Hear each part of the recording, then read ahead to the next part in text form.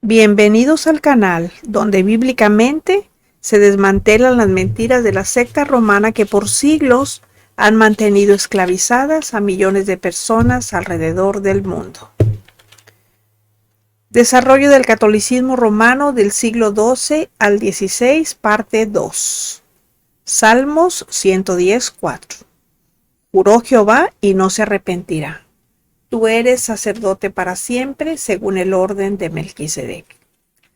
El sacerdocio levítico, como el de los actuales que viste en sotana, ya lo dije, era débil e inútil para perdonar pecados de forma definitiva o dar acceso directo a Dios, y fue necesario reemplazarlo. Por ello, además de que el sacerdocio católico es falso, tampoco sirve para nada más que para hacer negocio con las almas perdidas. Y a diferencia de la ley que no perfeccionaba nada, Cristo en la gracia ofrece acceso completo y perdón permanente a Dios. Eso es lo que el pasaje marca: la transición del antiguo al nuevo pacto, de la ley por obras en que permanece la Iglesia Católica, a la gracia por la fe en que se encuentra la verdadera Iglesia de Cristo, la evangélica, la del nuevo pacto, donde Jesús actúa como sumo sacerdote eterno, santo e inmutable, superando el sacerdocio levítico limitado y temporal. Además, desde el primer siglo del cristianismo, la Biblia muestra en el Nuevo Pacto o Nuevo Testamento a todos los cristianos como sacerdotes sin excepción, que predican a Cristo como el único mediador entre Dios y los hombres, porque todos los cristianos sin excepción tienen las facultades y potestades dadas por Cristo a sus discípulos. Por eso es que Pablo dice que cuando conoció a Cristo como su Salvador personal y se hizo cristiano, él no consultó a nadie si podía o no predicar el Evangelio. Él no recibió ordenación de ningún hombre. Lo que él recibió fue el llamado directo de nuestro Señor Jesucristo para predicar el Evangelio a los gentiles. Y Pablo no es la excepción del Nuevo Testamento, porque cada cristiano como él, desde el momento de su encuentro con Cristo, debe predicar sin esperar ordenaciones de hombres, porque la orden viene directamente de Dios mismo. No obstante, Pedro Lombardo y el Concilio Lateranense de 1215 utilizaron versículos de la Biblia de los cuales torcieron su interpretación correcta para avalar la ordenación sacerdotal y utilizarla como sacramento eficaz para controlar a los laicos, inculcándoles que solamente quienes son ordenados pueden predicar y hacer las cosas que Cristo ordenó. Pero la realidad es que Cristo las ordenó a todos los cristianos, solo que los sacerdotes católicos impiden que quien no esté ordenado, entre comillas, predique las verdades de la Biblia, lo que seguramente abriría los ojos espirituales de los oyentes, dañando con ello al sistema romano. Con el sacramento de la ordenación, el Papa se provee de empleados que a tiempo completo le van a servir para realizar sus mandatos, especialmente siendo célibes, o sea, solteros, y sin las distracciones de un hogar. Pero la Biblia enseña en 1 Timoteo 4, 1 al 4, diciendo: Pablo, apóstol de Jesucristo, por mandato de Dios nuestro Salvador y del Señor Jesucristo nuestra esperanza, a Timoteo, verdadero hijo en la fe, gracia, misericordia y paz de Dios nuestro Padre y de Cristo Jesús Señor nuestro, como te rogué que te quedases en Éfeso cuando fui a Macedonia, para que mandases a algunos que no enseñen diferente doctrina, ni presten atención a fábulas y genealogías interminables que acarrean disputas, más bien que edificación de Dios, que es por fe. Así te encargo ahora. ¿Qué es lo que está haciendo Pablo aquí? Aquí está advirtiendo claramente sobre la apostasía en los últimos tiempos. Los últimos tiempos son los que estamos viviendo, donde falsos maestros influenciados por espíritus engañadores enseñarán doctrinas demoníacas que prohíben el matrimonio y ciertos alimentos. Pero si se fijan, Pablo lo refuta afirmando que todo debe recibirse con acción de gracias. Pablo señala que el Espíritu Santo advierte que algunos van a abandonar la fe cristiana, y en este caso, los católicos jamás han tenido fe, ni han creído en el evangelio verdadero. Esta apostasía no es una posibilidad, es una certeza. Ya es una realidad profetizada sobre el peligro de seguir engaños. Las falsas doctrinas no son simplemente errores humanos, sino que esos engaños provienen de fuentes demoníacas diseñadas para desviar a los cristianos. Por ello yo les invito a que investiguen por su cuenta, que no crean todo a pie juntillas. Es un gravísimo error entregar la confianza a alguien que no se conoce. Miren, esto es un asunto de vida o muerte eterna. O más bien de vida eterna. Pero ya sea en el lago de fuego o en la gloria con Jesús. Ese es el asunto. Esos falsos maestros descritos como hipócritas tienen su conciencia cauterizada. Enseñan un ascetismo extremo. ¿Qué es eso? Bueno, es que imponen a los demás, pero no a sí mismos, una vida rigurosamente austera. O sea, es una austeridad, hagan de cuenta, con la renuncia de todas las cosas terrenas. Así como el Papa, ¿verdad? Pobrecito, dando ejemplos de humildad. Viajando en avión propio y muy modestamente. Los falsos maestros hipócritamente exigen la mortificación de las tendencias naturales de la sensibilidad y la lucha constante contra los instintos carnales. Ya quisiera yo saber si ellos se aguantan.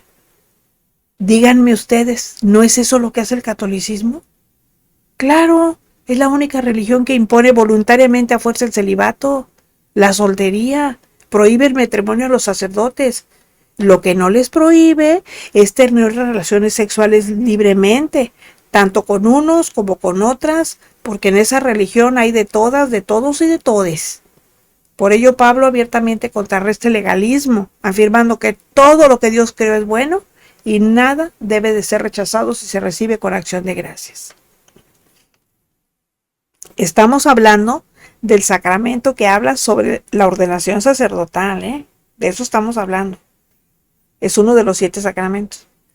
Bueno, Timoteo hace referencia al abandono de la fe verdadera, no solo a la desobediencia temporal, sino a la desviación total y permanente de la sana doctrina cristiana.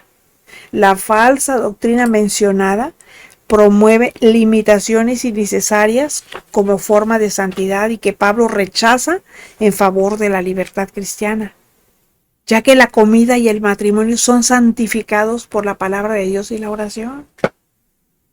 Bueno, ese fue el 6º de los sacramentos. Ahora el 7º es la extrema unción. ¿Qué es la extrema unción? Se preguntará usted.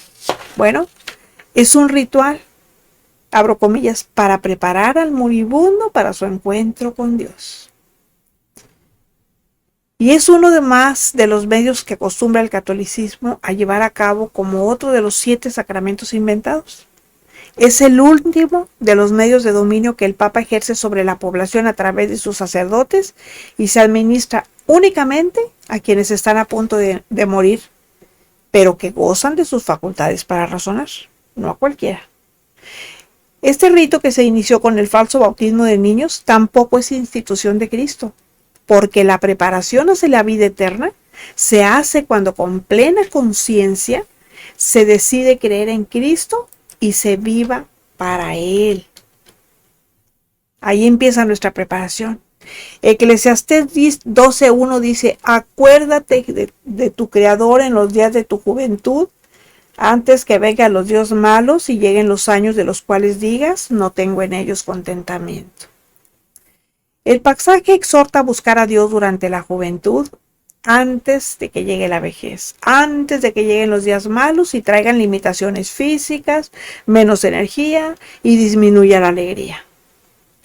Recordar al Creador implica vivir obedeciendo sus mandamientos y reconocerla activamente, estableciendo una relación íntimamente sólida para caminar con Él y aprender a conocerle antes de la decadencia física, mental y emocional.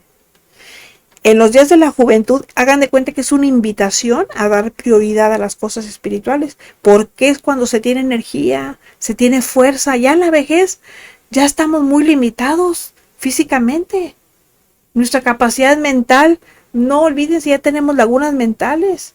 y nuestra capacidad espiritual pues también ya puede disminuir, porque pues ya no tenemos esperanza de nada, o ya no se tiene esperanza de nada. Nosotros sí la tenemos, porque tenemos un Dios que aunque estemos viejos sabemos que nuestro cuerpo, como dice Pablo, se va desgastando por fuera, pero por dentro no. Por dentro cada día se fortalece más. ¿Por qué? Pues porque tenemos el Espíritu de Dios. Ahora, ¿por qué lo tenemos que hacer? Bueno, sobre todo lo tenemos que hacer antes que llegue el envejecimiento en todos los niveles, incluyendo la disminución del placer por lo que nos rodea. Recuerden que desde que salimos del vientre de nuestra madre, empieza nuestro deterioro y es natural. Es solo la ley de la entropía haciendo su trabajo, de estropearlo todo. Infortunadamente, eso no lo entienden los católicos. Y cuando el dolor aflige su corazón y ven a su ser querido a punto de morir, no acuden a Dios en oración. Prefieren ir al sacerdote para que vaya la persona y resulta que el sacerdote no está porque anda con las chicas malas. No lo encuentran. Y sobre pretexto de prestarle este auxilio espiritual, les diga que la salvación del hombre está en la Iglesia Católica. ¿Cuál es el propósito? Encadenar a los vivos al Papa. Y si la persona tiene bienes y no ha perdido la razón, los deje a la Iglesia. Por ello, la definición de sacramento que ha dado el catolicismo romano es que producen gracia en quien los recibe. Eso es ignorar que la gracia es un favor inmerecido que se recibe de Dios y que los 7 sacramentos católicos no fueron instituidos por Cristo. No son más que ritos paganos que apartan a la gente de tener comunión con Dios. La mayoría de esos sacramentos son prácticas blasfemas, porque un hombre mortal, insignificante y pecador como todos los demás, solo porque se hace llamar sacerdote, usurpa el lugar de Dios y perdona las ofensas hechas al Creador a través de la confesión de pecados que debe hacerse directamente a Dios. Primera de Juan 1:7 dice, pero si andamos en luz, como Él está en luz, tenemos comunión unos con otros, y la sangre de Jesucristo, su Hijo, nos limpia de todo pecado. Vivir en la luz es vivir en santidad y verdad. Eso es lo que permite la comunión con Dios y con otros cristianos.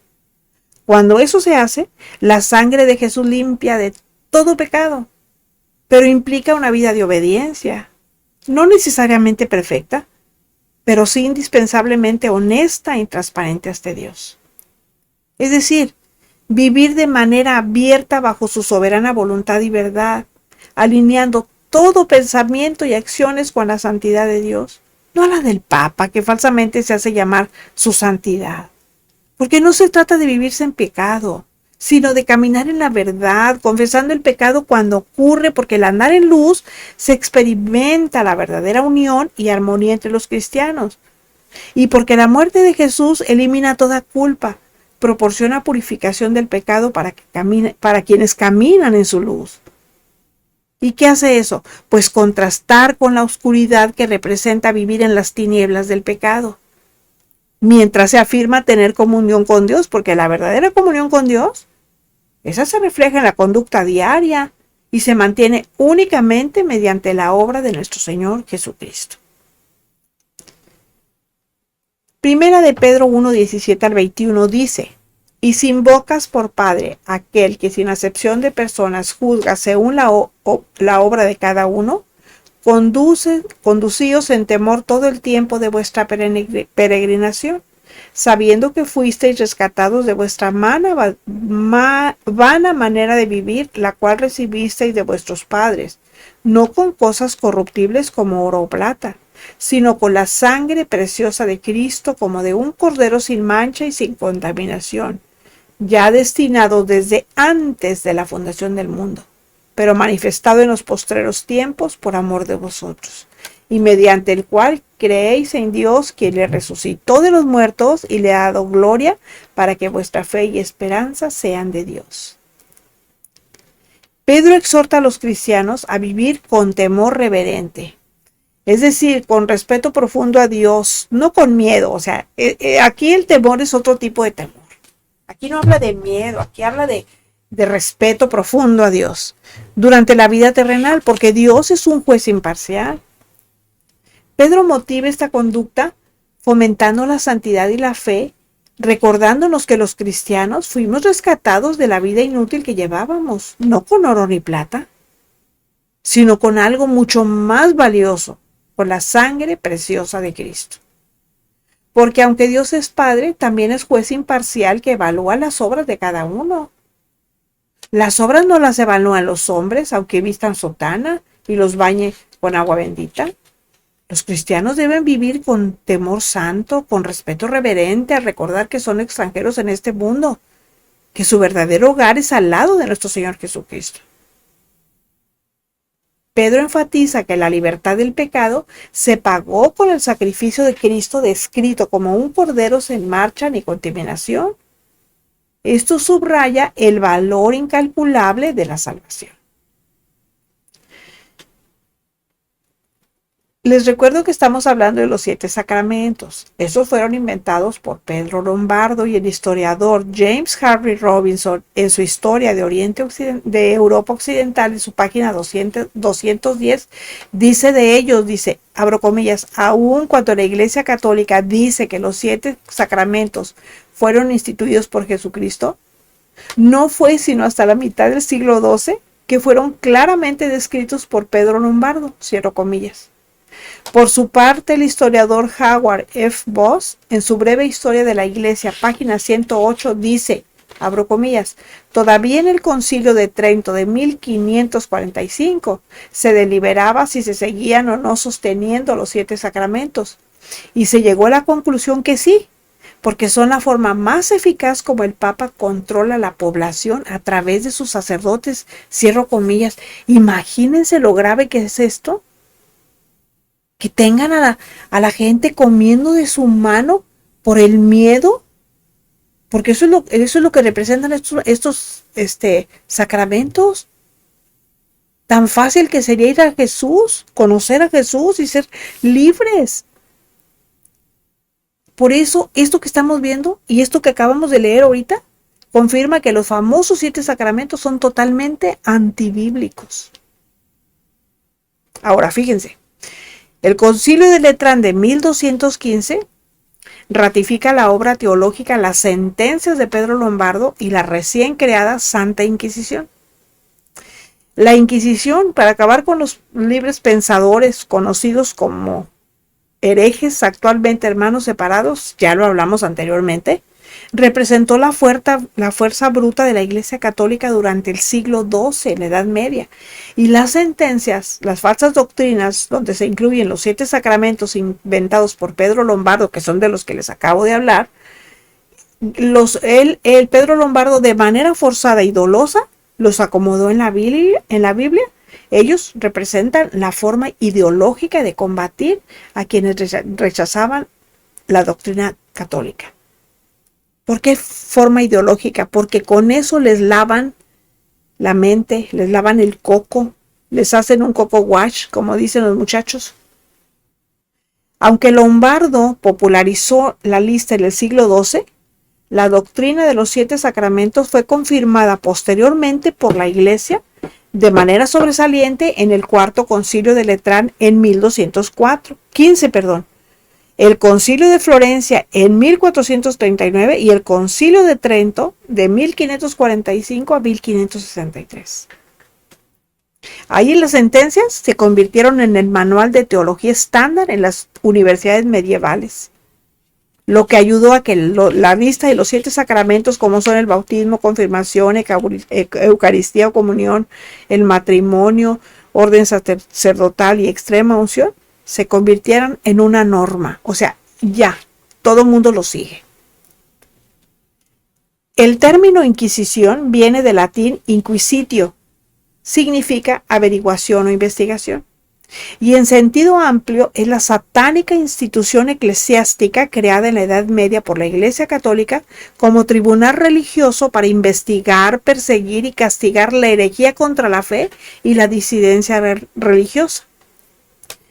Aunque el Concilio de Trento se llevó a cabo en 1545, en el año 1542 el Papa Paulo III tomó medidas cruciales de la Contrarreforma, incluyendo la reconstitución de la Inquisición romana. Su origen se remonta al año 1184, cuando el Papa Lucio III ordenó a los obispos de la Iglesia Católica que iniciaran investigaciones sobre herejías en sus respectivas jurisdicciones.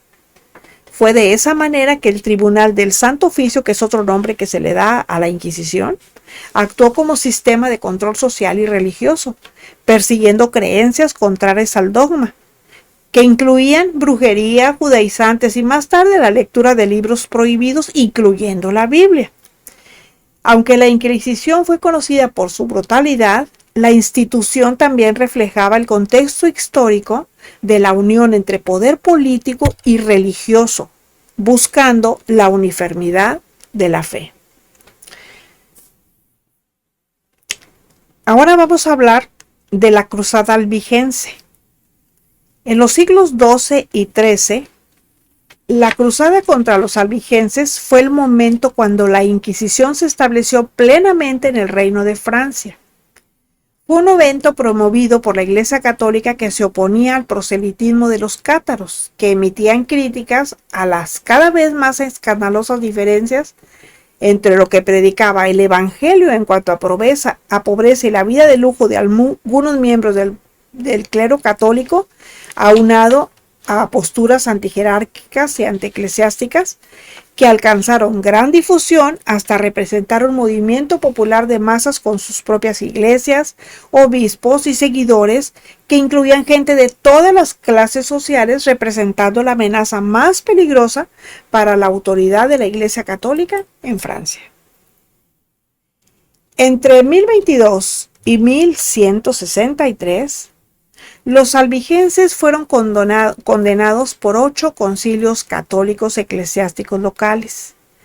Pues en 1119, el Papa Calixto II denunció en un concilio que presidió en Toulouse lo que para él era una herejía, ya que el delito de los albigenses era enseñar que la única guía a seguir era la de la Biblia, que los llamados sacramentos no fueron instituidos por Jesucristo y que la salvación es por fe, no por obras religiosas. Por eso los perseguían. ¿Ustedes se imaginan? Pero para la Santa Inquisición, quien sostuviera que seguir las doctrinas de la Biblia era correcto, estaba claramente en oposición a las enseñanzas del catolicismo romano y era objeto de persecución, ejecución en la hoguera, y sus bienes iban a parar a manos del rey y del sacerdote inquisidor. Sin embargo, al principio, la Santa Sede no prestaba mucha atención a la herejía y a la misma crítica abierta a los excesos de la Iglesia romana, porque consideraba que se devoraría a sí misma.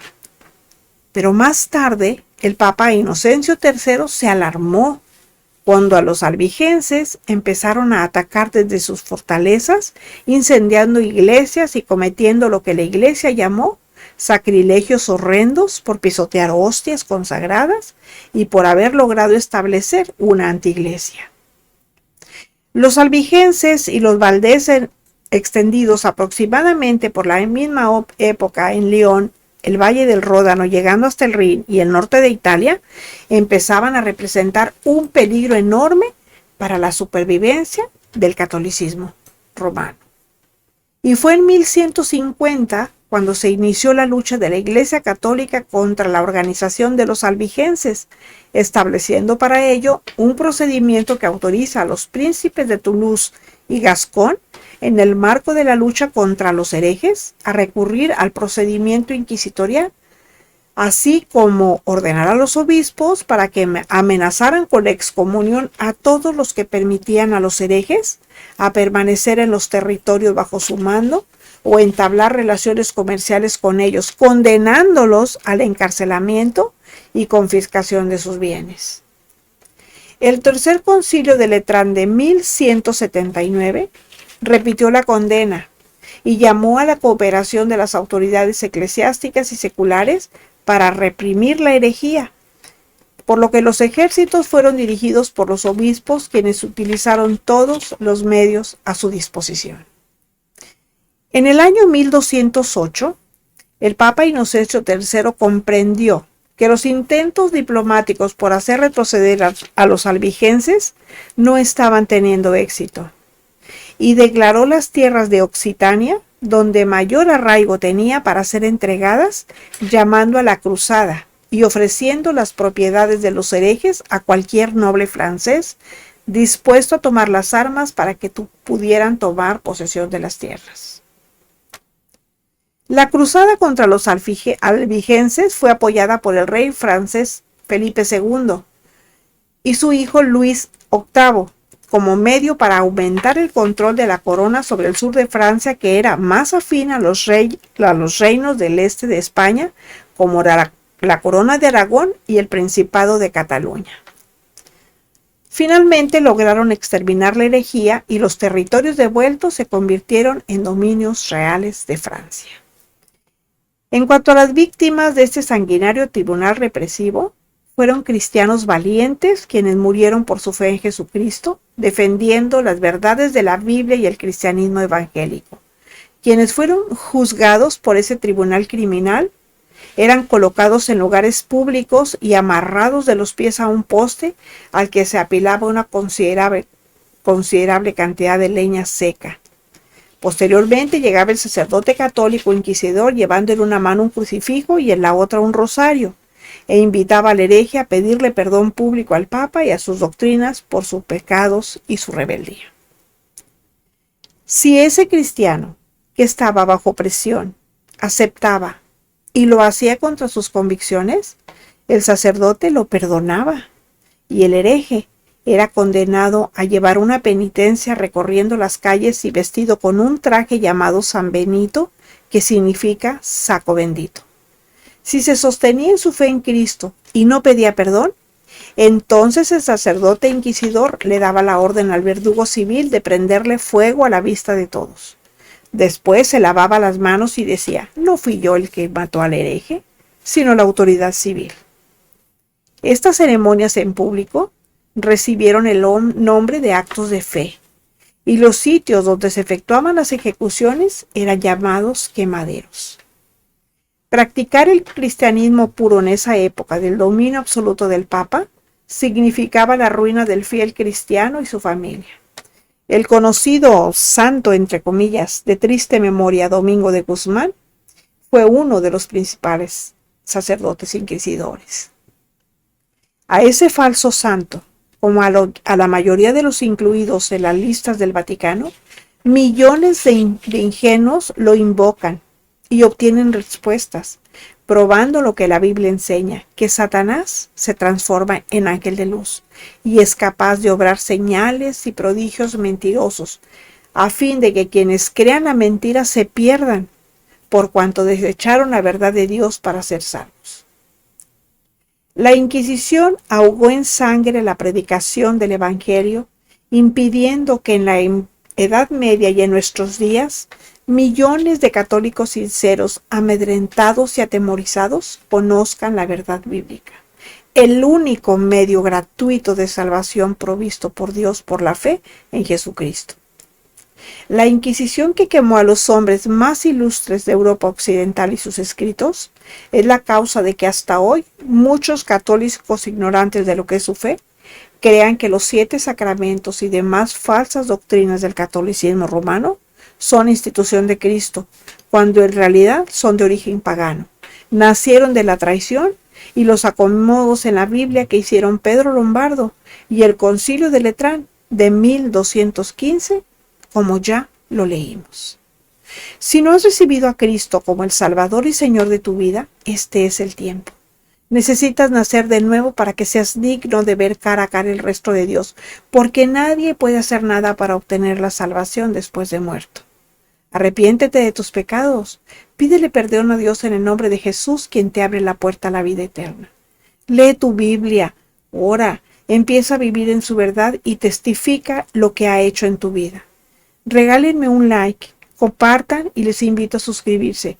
También me pueden encontrar como a la sierva de Jesucristo. Los espero la próxima semana para que juntos sigamos desmantelando mentiras. El Señor les bendiga.